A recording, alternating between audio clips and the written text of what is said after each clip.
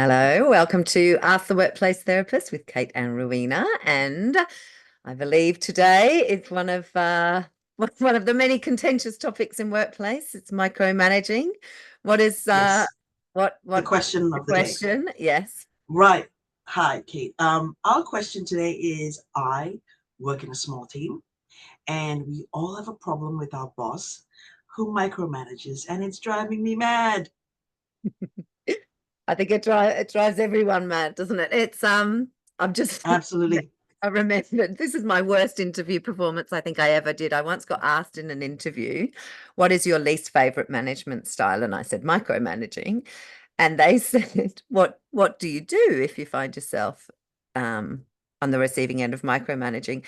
And I said, I just argue and argue and argue until they stop. So don't do that. That's not good advice.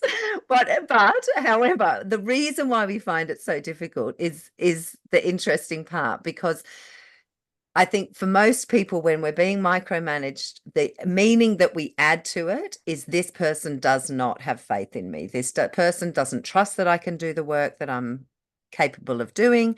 Um, and so, therefore, we feel completely undervalued, completely undermined. And so, in my example, in my 20s, I argued, I got angry about it. Um, Other things that we do is we just check out, stop trying, all that sort of stuff.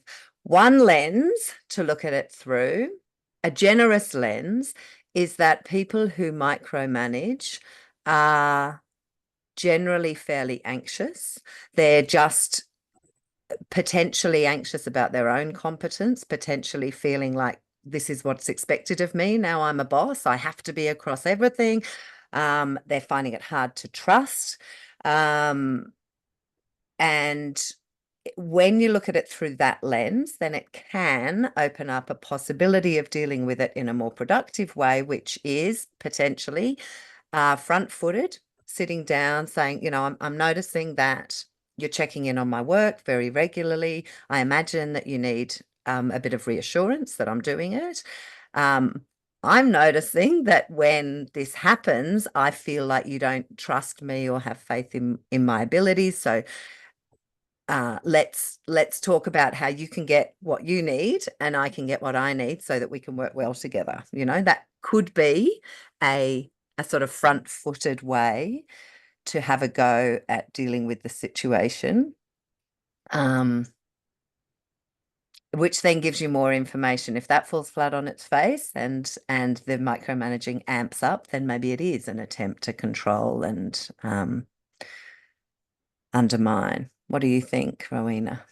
Yeah, I think those are really good points. It's good to start off from a position, a positive position and just assuming the best of others.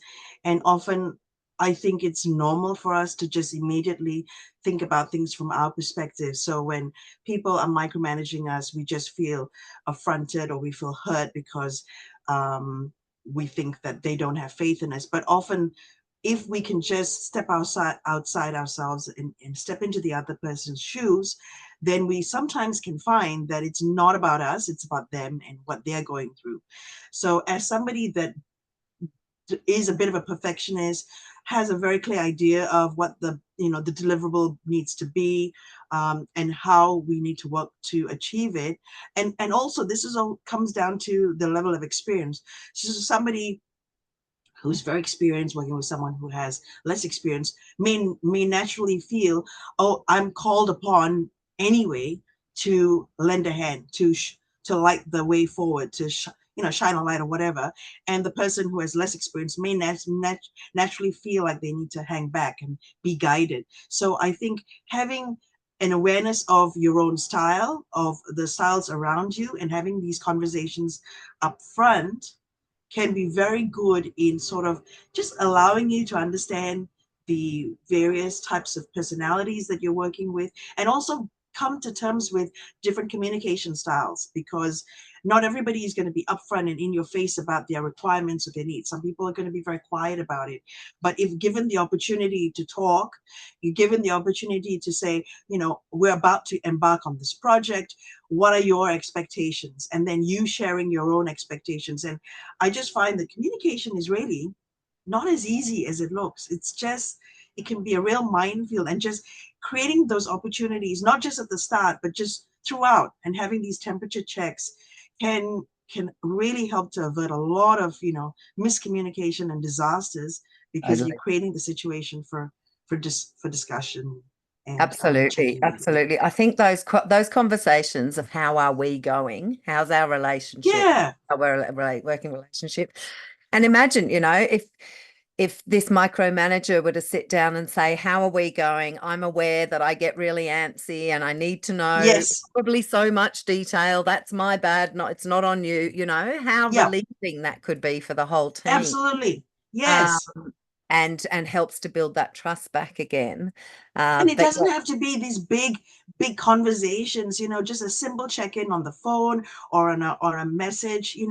These, if we're constantly checking in, it gives the opportunity for things that need to bubble up.